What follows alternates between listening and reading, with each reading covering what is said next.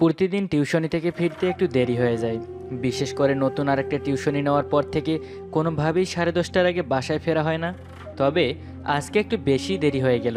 যখন হাউজিংয়ে পৌঁছালাম তখন 11:30টা পার হয়ে গেছে। হাউজিং এলাকা ততক্ষণে ঠান্ডা হয়ে গেছে, মানুষজন নেই বললেই চলে। প্রায় সব দোকানপাট বন্ধ হয়ে গেছে। আমি দ্রুত হোটেলের দিকে পা বাড়ালাম। আজকে আর হোটেলে বসে খাওয়ার উপায় নেই, খাবার বাসায় নিয়ে যেতে হবে। খাবার হাতে নিয়ে যখন বাসার পথ ধরেছি তখনই বিড়ালটাকে দেখতে পেলাম। সামনের দুই পা দিয়ে কোনো মতে এগিয়ে চলছে। নিশ্চয়ই কেউ শক্ত কিছু দিয়ে বিড়ালের মেরুদণ্ডে শক্ত করে আঘাত করেছে, ফলে সেটা ভেঙে গেছে। আমার বিড়াল এমনিতেই খুব পছন্দ, এই অবস্থা দেখে খুব মায়া লাগলো। কেমনে কাজটা করলো? দেখলাম বিড়ালটা হাঁটা বন্ধ করে দিয়ে নেতিয়ে পড়লো, কেমন করুণ স্বরে ডাকতে শুরু করলো। আমার এখানে কিছু করার নেই, আশেপাশে কোনো পশু চিকিৎসালয় আছে কিনা আমার জানা নেই। তবুও বিড়ালকে ওখানে ওভাবে ফেলে আসতে পারলাম না। পায়ে পায়ে এগিয়ে গেলাম, বসে আস্তে আস্তে আদর করতে লাগলাম। মনে হলো বিড়ালটা আর বেশি সময় বাঁচবে না। আহারে, অবুঝ প্রাণীটাকে কে এমনভাবে মারলো? তখনই মনে হলো বিড়ালটার নিশ্চয়ই কিছু খাওয়া হয়নি। এই শরীর নিয়ে যে কিছু খুঁজে খাবে সেটারও উপায় নেই। খানিকটা ইতস্তত করলেও নিজের জন্য কিনে আনা ভাত আর মাংসের প্যাকেট থেকে খুলে বিড়ালটার সামনে রাখলাম। কিছুটা সময় আমার চোখের দিকে একভাবে তাকিয়ে রইল বিড়ালটা, তারপর খেতে শুরু করলো। তখনই আমার খেয়াল হলো বেশ খানিকটা সময় পার হয়ে গেছে। রাস্তাঘাট একেবারেই নির্জন, মানুষজন নেই বললেই চলে। তবে একজনকে দেখতে পেলাম, আমার থেকে একটু দূরে দাঁড়িয়ে আছে, আমার দিকে তাকিয়ে আছে।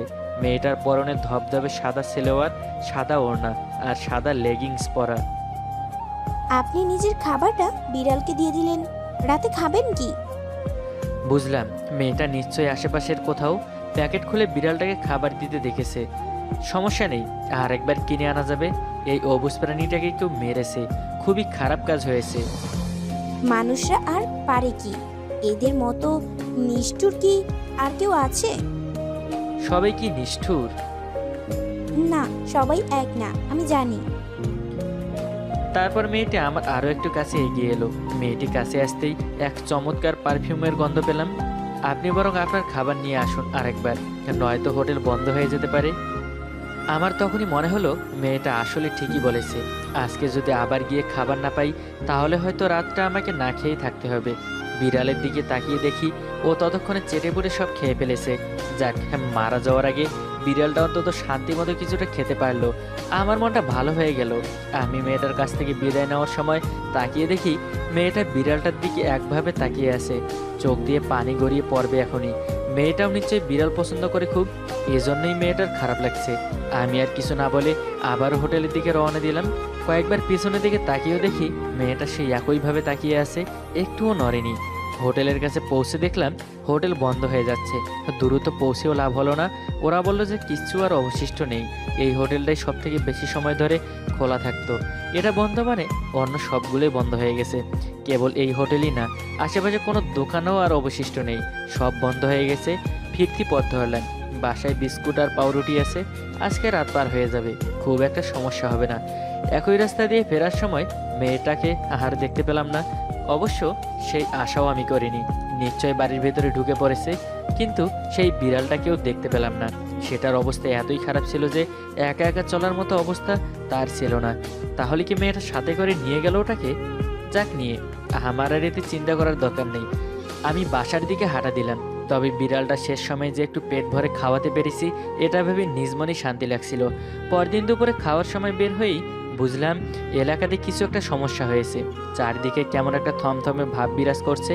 রাস্তার মোড়ে দেখলাম বেশ কয়েকজন পুলিশ দাঁড়িয়ে আছে, একটা পুলিশের জিপও দেখতে পেলাম। আমার অবশ্য এত কিছু জানার আগ্রহ নেই। আমি পাশ কাটিয়ে হোটেলে ঢুকে পড়লাম। ঘটনা জানতে পারলাম কিছু সময় পরেই। বেয়ারার সাথে আমার আবার ভালোই পরিচয়। প্রতিদিন বিল দেওয়ার সাথে সাথে একটা আলাদা বকশিস তার পকেটে দিয়ে যাই। খাবার দিতে দিতে সেই সব খুলে বলল, আমাদের এলাকাতে একটা মার্ডার হয়েছে, যে মারা গেছে সে হচ্ছে কমিশনারের লোক। অবশ্য আমি আগেই ধারণা করেছিলাম যে এমন কিছুই হবে। কমিশনার আর সাবেক কমিশনারের লোকদের মাঝে প্রায় মারামারি বাঁধে। 2-4টা মার্ডার হওয়া নতুন কিছু না, আগেও হয়েছে। তবে চমকপ্রদ ব্যাপারটা হচ্ছে এই মার্ডারটা হয়েছে অস্বাভাবিকভাবে, যাকে মেরে ফেলা হয়েছে তাকে প্রচণ্ডভাবে নির্যাতন করা হয়েছে, শরীরে প্রতিটি হাড় নাকি ভেঙে দেওয়া হয়েছে এবং তাকে কারেন্টের থমের সাথে ঝুলিয়ে রাখা হয়েছিল। আমি সব শুনে অবাকই হলাম। এতটা আক্রোশ নিয়ে মানুষ মানুষকে হত্যা করতে পারে? তবে এটা নিয়ে আর বেশি কিছু ভাবার নেই। জীবন যেমন কারো জন্য থেমে থাকে না, এই ঘটনার জন্য থেমে থাকবে না। বিকেলের মধ্যেই এলাকার সব গুম ভাবটা কেটে গেল। টিউশনিতে যাওয়ার সময় দেখলাম এলাকা আবার অন্যান্য দিনের মতো স্বাভাবিক হয়ে গেছে। রাতে প্রতিদিনের মতো ফিরছিলাম খাবার নিয়ে, সেই রাস্তায় মাথায় আসতেই গতদিন সেই মেয়েটাকে দেখতে পেলাম। আমার কেন জানি মনে হলো মেয়েটা আমার জন্য অপেক্ষা করছিল। আমার দিকে তাকিয়ে একটু হাসলো। কেমন আছেন? আজকেও মেয়েটি সেই সাদা পোশাকই পরে আছে। মেয়েটাকে দেখে সত্যি পরীর মতো মনে হচ্ছে। এত স্নিগ্ধ আর মোলায়েম চেহারা আমি এর আগে কোনো মেয়ের মাঝে দেখিনি। মেয়েটির শরীর থেকে সেই অচেনা সুগন্ধ আসলো। আমি মুগ্ধ হয়ে তাকিয়ে রইলাম কিছুটা সময়, তারপর বললাম, ভালো আছি, হ্যাঁ আপনি? মেয়েটা এই প্রশ্নের জবাব দিল না, তবে আমার দিকে একটা প্যাকেট বাড়িয়ে দিল। আমি সেটার দিকে তাকিয়ে থেকে বললাম, কি এটা? আপনার জন্য। তা তো বুঝলাম আমার জন্য, কিন্তু কি? মেয়েটা সেটার জবাব দিল না, কেবল হাসলো। তখনই আমার বুকের ভেতরে ধক করে উঠল। কোনো মানুষ এত চমৎকারভাবে হাসতে পারে আমার জানা ছিল না। আমি কেবল অবাক হয়ে মেয়েটার দিকে তাকিয়ে রইলাম। মেয়েটাও নিশ্চয় বুঝতে পেরেছে আমি তার দিকে মুগ্ধ চোখে তাকিয়ে আছি। আজকে আমি আসি। আপনার নামটা এখনো বলেননি আমাকে। আমার নাম বলবো এক সময়, সময় আসুক, তবে এখন না। এই মেয়েটা আবার দৌড়ে চলে গেল সামনের গলির দিকে। একবার ভাবলাম আমি নিজেও মেয়েটার পিছু পিছু যাই, তারপরে মনে হলো কি দরকার। প্যাকেট খুলে দেখি সেখানে সন্দেশ জাতীয় মিষ্টি। একটু ভেঙে নিয়ে মুখে নিতেই মনে হলো এমন স্বাদের মিষ্টি আমি জীবনে কোনো দিন খাইনি। বাসায় যেতে যেতে অর্ধেক মিষ্টি খেয়ে শেষ করে ফেললাম। এরপর থেকে মেয়েটির সাথে আমার প্রায় দেখা হতে লাগলো। একদিন দেখা হলো নিউ মার্কেটে, একদিন দেখা হলো লাইব্রেরিতে, আবার একদিন দেখা হলো পথে মাঝখানে। আর টিউশনি থেকে ফেরার পথে তো দেখা হতোই। লিজার সাথে মুভি দেখতে গিয়েছিলাম। লিজার স্বামী অফিসের কাজে বাইরে গিয়েছে। আমার আরেক বন্ধু লিপিও আটকে গেছে কাজে। তিনজনের প্ল্যান ছিল মুভি দেখার জন্য, কিন্তু লিপি শেষ পর্যন্ত আসতে না পারায় আমি আর লিজা হাজির হলাম মুভি দেখতে। সেখানে গিয়ে মেয়েটার সাথে দেখা হয়ে গেল। আমি স্বাভাবিকভাবেই কথা বলতে গিয়ে যেতেই ধাক্কা খেলাম, কারণ মেয়েটার চোখের দৃষ্টি বলছে অন্য কথা। সেখানে আমি আর আমার জন্য অভিমান দেখতে পেলাম। কেন? কিছু সময় লাগলো আমার সেটা বুঝতে, কিন্তু যখন ডাকতে যাব দেখি মেয়েটা দৌড়ে চলে গেল। আমার কেন জানি খুব অস্বস্তি লাগলো। মেয়েটার নামও আমি জানি না যে ডাক দিব। পুরো মুভির সময়টা ধরে আমার মন পড়ে রইল মেয়েটার কাছে। কি করব বুঝতে পারছি। মুভি শেষে বাসায় আসতে আসতে 9টা বেজে গেল। এসেই আমি সেই রাস্তা ধরে হাঁটাহাঁটি করতে শুরু করলাম, কিন্তু মেয়েটার দেখা নেই। কি করব ঠিক বুঝতে পারছি না। বিকেল থেকে একটু একটু মেঘ করছিল আকাশে। আমি দাঁড়িয়ে থাকতে থাকতে টিপ টিপ বৃষ্টি শুরু হলো। একবার মনে হলো বাসায় চলে যাই, তারপর মনে হলো না, যাব না, ভিজতে থাকি। যদি মেয়েটা না আসে তাহলে এখানেই দাঁড়িয়ে থাকবো। এমন একটা ভাবনার কোনো কারণ নেই, তবে আমার কেন জানি মনে হলো মেয়েটা আসবেই।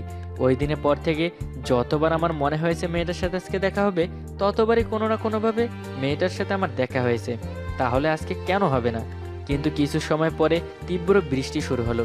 আমি তবুও দাঁড়িয়ে রইলাম। একবার রাস্তার এদিকে আর একবার ওদিকে হাঁটতে লাগলাম। তখন সত্যি মনে হলো যে মেয়েটা আজকে আর আসবে না। তখনই মনে হলো পিছনে কেউ এসে দাঁড়িয়েছে। তাকিয়ে দেখি সেই মেয়েই। আমি দৌড়ে কাছে যেতেই মেয়েটা বলল, এখানে দাঁড়িয়ে আছো কেন শুনি? যাও, যে মেয়ের সাথে মুভি দেখেছো তার কাছে যাও। বাচ্চাদের মতো অভিমান ঝরে পড়ছে মেয়েটার কণ্ঠে। আমি তাকিয়ে আছি একভাবে। মাঝে মাঝে বিদ্যুৎ চমকাচ্ছে। সেই আলোর ঝলকানিতে আমি মেয়েটার চেহারা দেখতে পাচ্ছি, আর সেই চেহারায় আমার জন্য ধরে রাখা অভিমান দেখতে পাচ্ছি। আমি হঠাৎ করেই একটা কাজ করে ফেললাম। কোনো কিছুই না ভেবেই মেয়েটার ঠোঁটে শক্ত করে ধরে চুমু খেয়ে ফেললাম।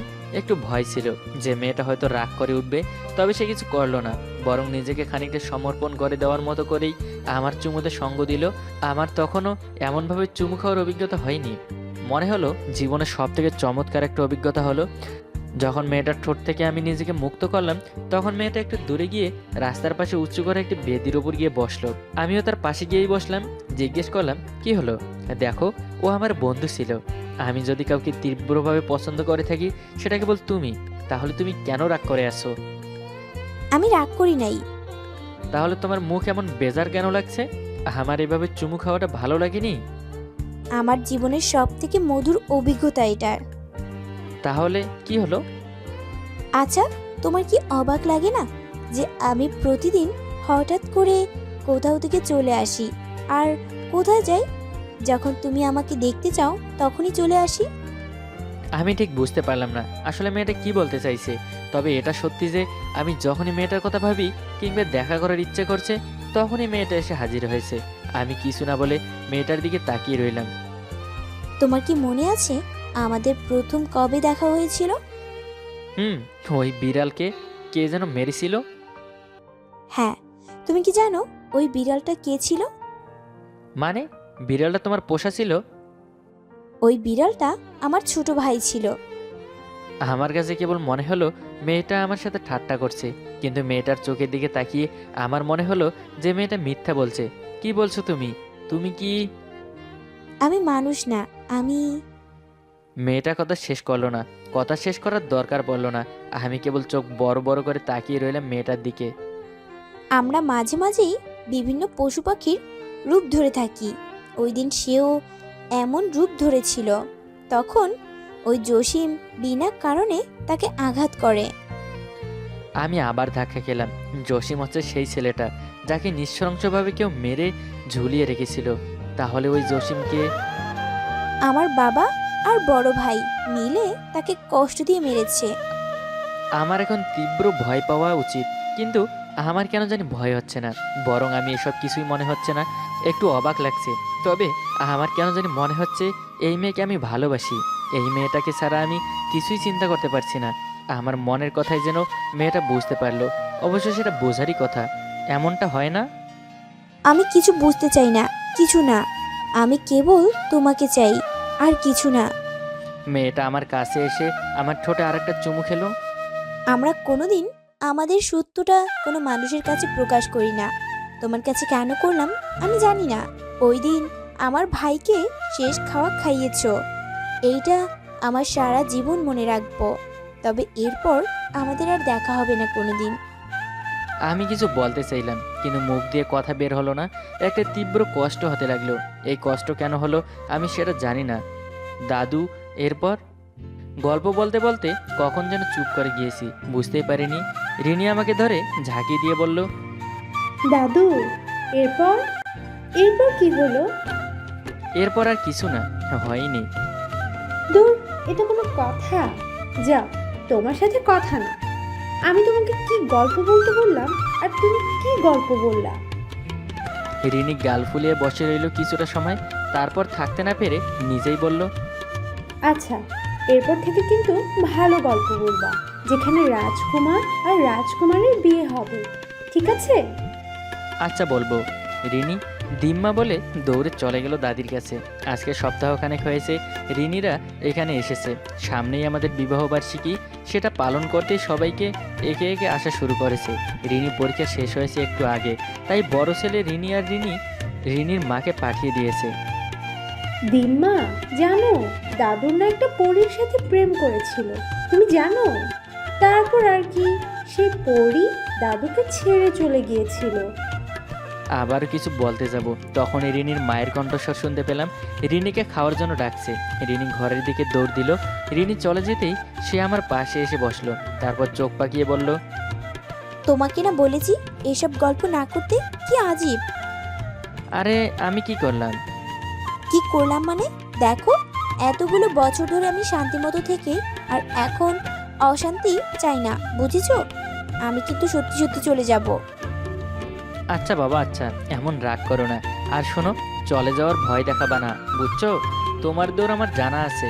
কিছুটা সময় সে আমার দিকে তাকিয়ে রইল রাগত চোখে, তবে সেটা খুব বেশি সময় ধরে রাখতে পারলো না। আমি জানিও সে কোনোদিন কখনো পারবেও না, আর আমাকে ছেড়ে দূরে যেতে পারবে না কোনোদিন। এই ছিল বুড়া বুড়ির প্রেম।